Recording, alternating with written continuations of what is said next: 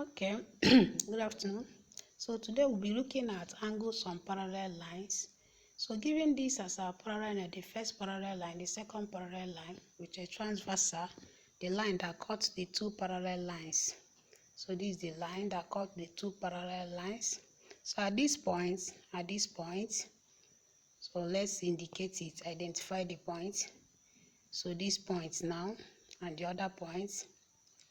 If you draw a line, if we draw this line, let this line represent the line we will draw now. So this line, let it represent this one from this point where the transversal meets with the parallel line, cut the parallel line. So this is the line. So this one represents this vertical line, drawing it as if you are going down. So we are just trying to draw a letter Z from this line. So this horizontal one represents this line. So you can see we have made a letter Z from this diagram.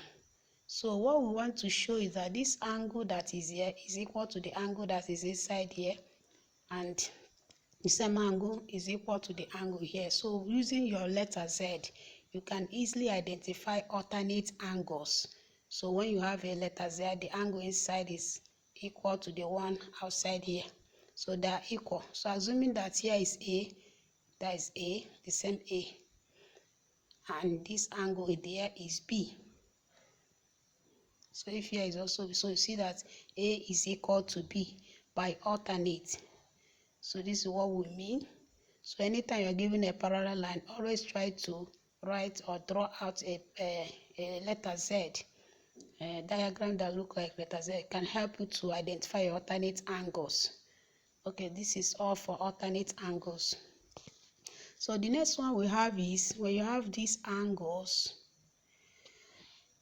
So we have these angles, or this is two straight line and a parallel line as well. Of course, angles are formed here. So I have angle C, angle D, and this C is equal to D. And we have C and E. E is vertically opposite to E. So C is vertically opposite to E, and F is vertically opposite to D. So the angles are equal. So C is equal to D by alternate angles. C is equal to F by corresponding angles.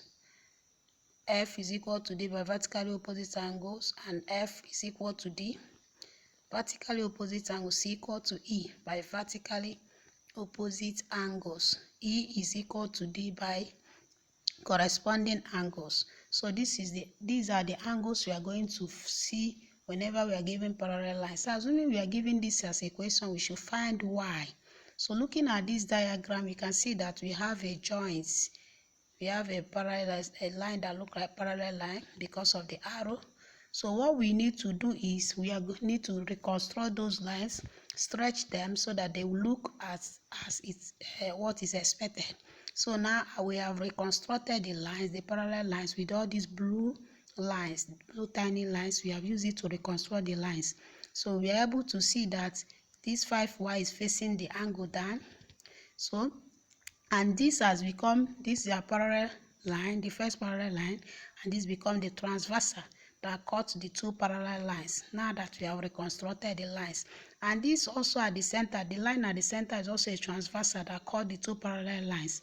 So we can label this angle facing 3Y as C. Then label this one as B. Label the next angle inside this triangle, because this is a triangle. We can label it as A.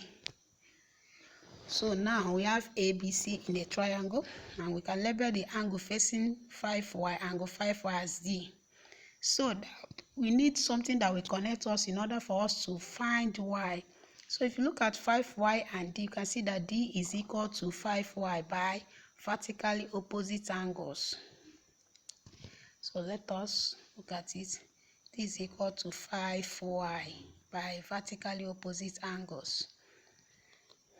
So let's have it. Yes, vertically opposite angle. Remember, in your parallel lines, always write out your reasons, the reasons of whatever you have stated.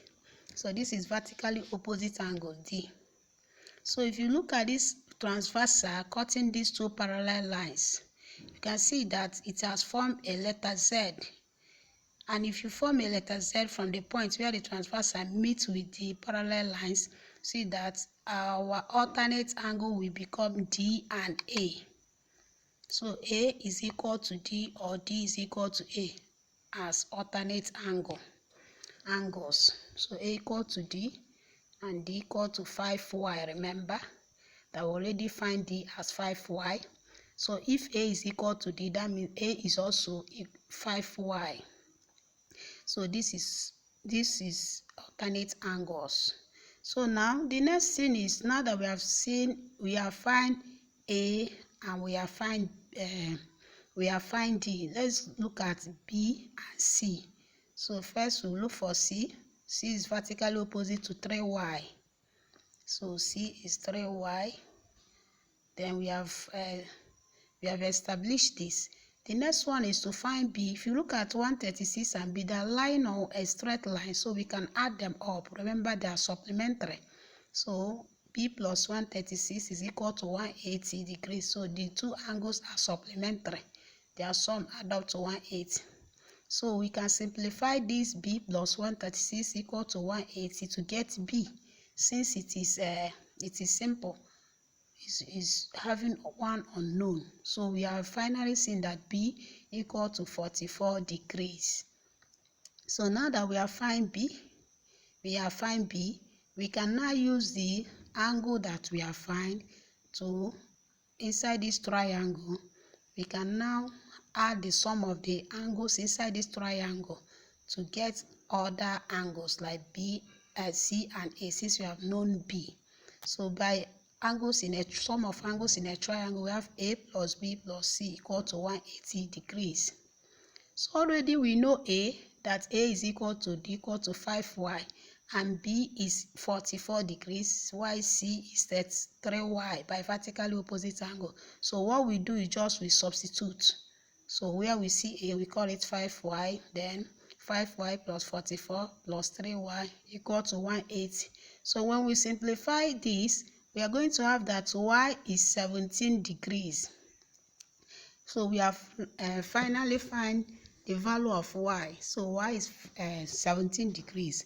But we can also find the value of 5y and 3y in this diagram by simply multiplying y by the coefficient. So the coefficient of that angle there is 5y, is 5. So we can just multiply 17 by 5 to have 85 degrees. And then for 3y, multiply 17 by 3, you have 51 degrees. So these are the angles and the letters we are looking for. So this is simply how to solve angles on parallel lines.